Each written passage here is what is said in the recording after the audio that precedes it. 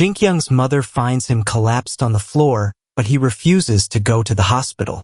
She tells his father to stop putting too much pressure on Jinkyung, and it's revealed that the father had ordered the package. At the same time, Maina, a farmer, notices that baby monsters are destroying the crops she has been growing. She tries to summon a djinn to help, but the attempt fails. Instead, she picks up her hoe and fights the monsters herself, successfully chasing them away. Recently, the number of demons coming through portals and invading human kingdoms has increased greatly. The situation is becoming dangerous as more demons successfully enter the human world. To find out why this is happening, the Majesty is organizing an expedition to uncover the cause of the rising number of demon invasions. A powerful wizard is in charge of finding the best summoner to join the expedition and help fight the demons. Summoners are important because of their ability to control magical creatures, which could be key to solving the crisis.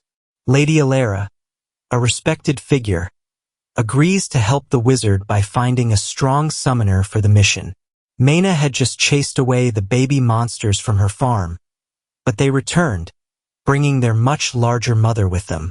The mother monster started charging at Maina, putting her in danger. At that moment, the E-tag in Jinkyung's room began to glow, and he smirked as he came crashing down from the sky in a ridiculous pose. This embarrassed Maina so much that she dropped to her knees and hid her face. Jinkyung searched through his bag and found his dad's lighter. As he was chanting a spell, the mother monster charged at him, catching him off guard and making him angry. He flicked the lighter, unleashing a powerful flame attack that instantly decapitated the monster. He then used his fire sword to slice the monster in half, causing an explosion with feathers flying everywhere. Unfortunately, the blast also destroyed Maina's farm, and she started crying. Jinkyung found her unresistible in her maid uniform and leaned in for a sniff. When Maina asked what he was doing, he awkwardly said he was checking for injuries. Suddenly, they saw the baby monsters return, and this time the father monster arrived, furious over the death of his mate. The ground shook as an army of monsters appeared, charging at Jinkyung and Maina. Jinkyung tried to use the lighter again, but it wouldn't work since it could only be used once. He rummaged through his bag and found a packet of mosquito coil, trying to figure out how to use it to defeat the monsters. As he thought about it, a monster swallowed him, but soon the monster's beak cracked, killing all the nearby monsters. The monsters began exploding, and they all died in the battlefield as a protective barrier appeared around the field. Jinkyung decided to walk Maina home, as it had been a while since they last saw each other. On the way, Maina mentioned that spirits usually can't stay long in their world because it drains the spirit's or summoner's strength. She then asked Jinkyung if working hard on something you're not good at is a waste of time. Jinkyung bluntly said that even doing things you're good at is hard, so it's foolish to stick to something you're bad at. He added that people who do this are just looking for attention. His harsh words made Maina feel useless. Jinkyung then remembered that Maina owed him a favor and handed her a package. Inside was a bikini. Jinkyung explained that wearing it would increase her defense, as the more skin shone, the stronger the defense. He asked her to change while he covered his eyes, but before anything happened, he was suddenly teleported back to his room. Back in his room, Jinkyung was desperate to see Maina in the bikini. His mom overheard him shouting and felt like something had changed in him. Meanwhile, in the fantasy world, Maina was back at her farm when she met Benny. She shared how she felt talentless because she could only summon one high-level spirit, and if that spirit got hurt badly, she couldn't summon it again.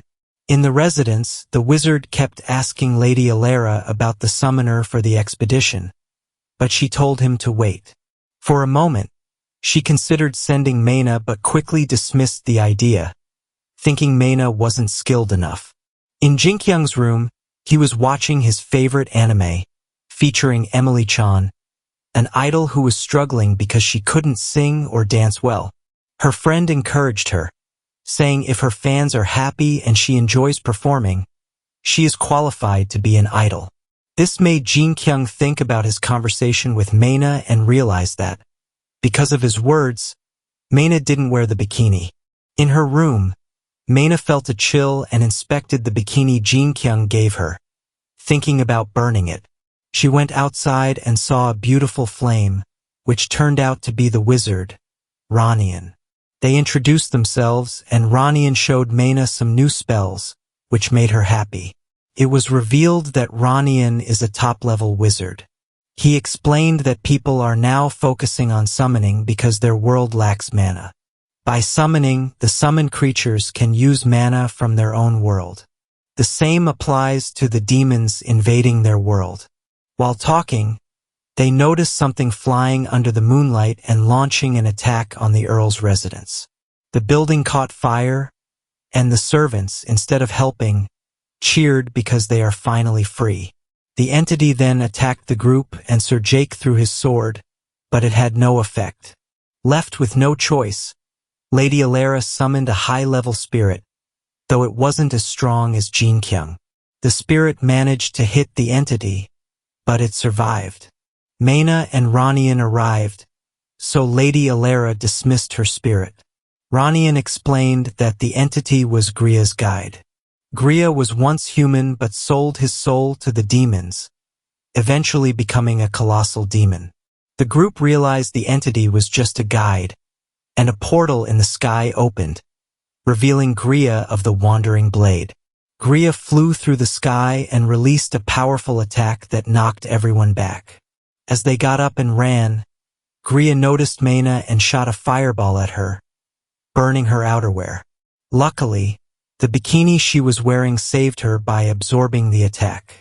In Jin Kyung's room, he was about to fall asleep with an energy drink when Maina suddenly summoned him. Jin Kyung woke up and was shocked to see an old man wearing the bikini that was supposed to be for Maina. It turned out they gave the bikini to the Earl to protect him, but this sight scarred Jin Kyung's mind. Lady Alara quickly told Sir Jake to take the Earl and leave.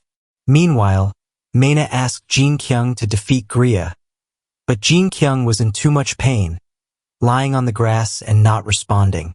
Feeling helpless, Maina got on her knees and said she wasn't good enough.